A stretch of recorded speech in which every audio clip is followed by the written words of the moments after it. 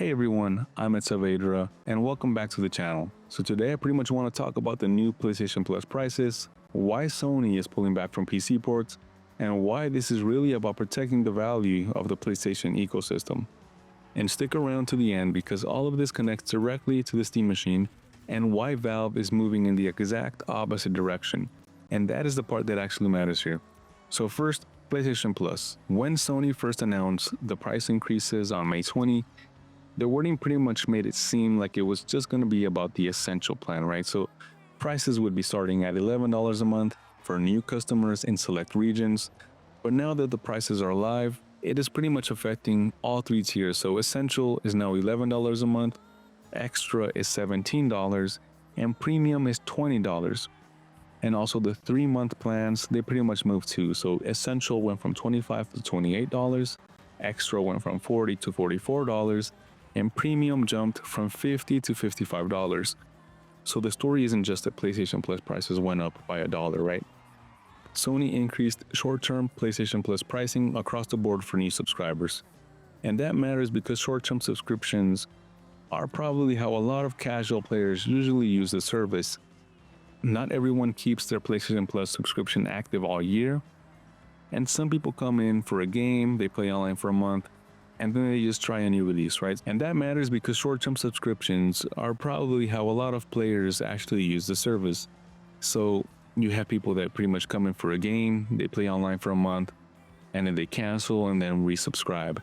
So this actually hits a very specific type of player, and I think that is where the frustration is going to be stemming from. So because in 2026, just paying a console company to play a lot of online games, it just feels a little bit strange, right? You already bought the game, you already pay for internet, and then you pay again for the permission to use online multiplayer inside of that console ecosystem. And that has pretty much been the norm on consoles for years now, but normal doesn't always mean that it feels good, right? Especially with everything going up right now. You have the games and the consoles going up at the same time, and now Sony's explanation is pretty much the phrase that every company seems to be using now. Ongoing market conditions. And look, so some of that is probably real, right? You have hardware costs that are going up, services cost money to run, everything in gaming is getting more expensive.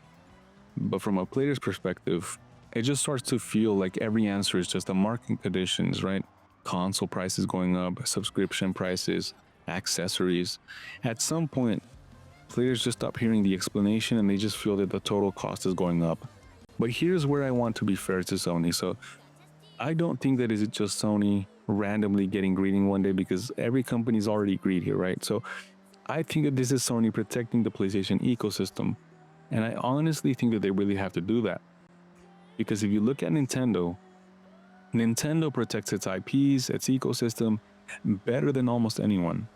Mario is not on Steam, Zelda is not on PlayStation, and Nintendo doesn't need to treat its hardware like an optional box, right?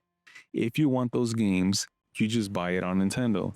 You have to buy the Nintendo system. And people actually do. Even when their hardware is weaker, even when the games stay expensive, and even when people complain about the online service, Nintendo knows what makes Nintendo hardware matter. So Sony is probably looking at that and they are just thinking, PlayStation needs that same clarity all over again, right? They pretty much need to harness their essence. And because Xbox went in the opposite direction, Xbox games are pretty much spreading across PC, cloud, PlayStation, Nintendo, and everything else. And that might be good for access, but it also creates the obvious question. So why do we need an Xbox? That is the problem that I think Sony doesn't want, right? And that pretty much brings us to the PC port conversation. So reports are also saying that Sony is pulling back from putting its major first-party single-player games on PC. Now, the idea seems to be that live service games can still go wider, but the big narrative push here is that PlayStation games are pretty much going to stay more closely tied to the PlayStation hardware. Now, from a business perspective, I get it. If every major game from PlayStation comes on PC, then some players are pretty much going to wait, and they're going to skip the PS6. They're just going to say, I already have a PC. Why do I need a PlayStation? And I don't think that Sony wants that, right? They want that PlayStation box to feel necessary.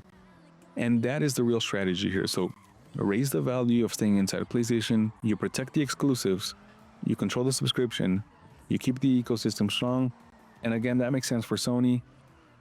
But the question here is different, right? So the player is asking, what ecosystem will give me the best value, right?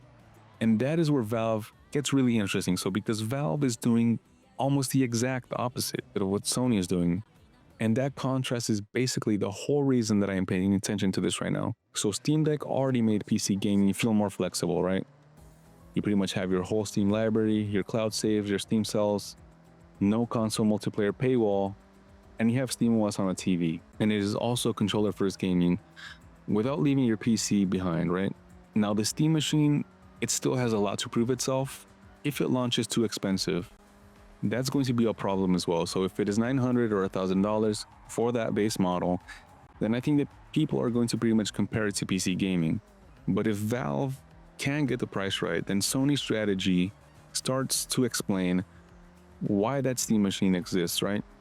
Because there are players who pretty much want that couch experience without having all the console rules. Now, my honest take is this, guys. So I don't think that Sony is pretty much wrong for protecting their ecosystem. I think that they almost have to at this point. Nintendo has shown how powerful a protected ecosystem can be.